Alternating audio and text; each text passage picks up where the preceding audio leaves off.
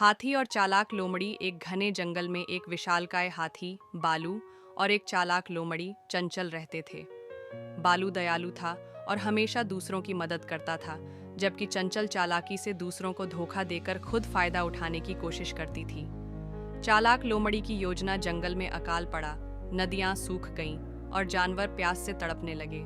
चंचल को पता चला कि हाथी के पास एक गुप्त झील है, जहां वह रोज पानी पीने जाता है।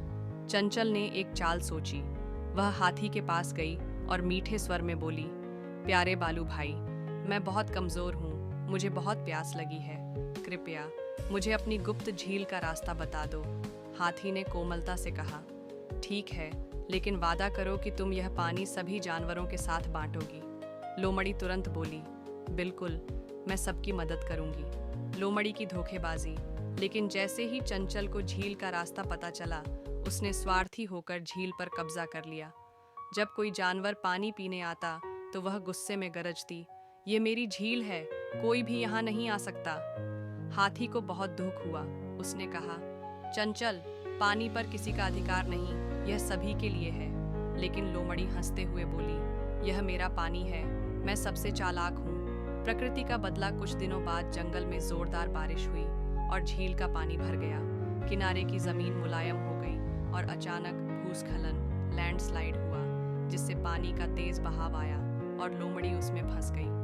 वह जोर जोर से चिल्लाने लगी, बचाओ, कोई मुझे बचाओ। लेकिन सभी जानवरों ने उसे अनदेखा कर दिया, क्योंकि वे जानते थे कि उसने उनके साथ कैसा व्यवहार किया था। हाथी की दयालुता। लेकिन हाथी तो दयालु था। उसने अपनी लंबी सूंड से लोमड़ी को खींचकर बाहर निकाल लिया। लोमड़ी शर्मिंदा होकर बोली, बालू, मैंने स्वार्थ किया, लेकिन अब मैं सच में बदलना चाहती हूँ।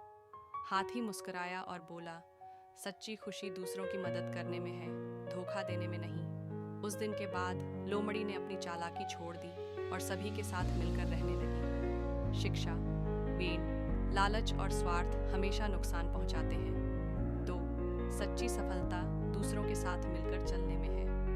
3. अच्छे लोग हमेशा दूसरों की मदद करते हैं, भले ही उन्हें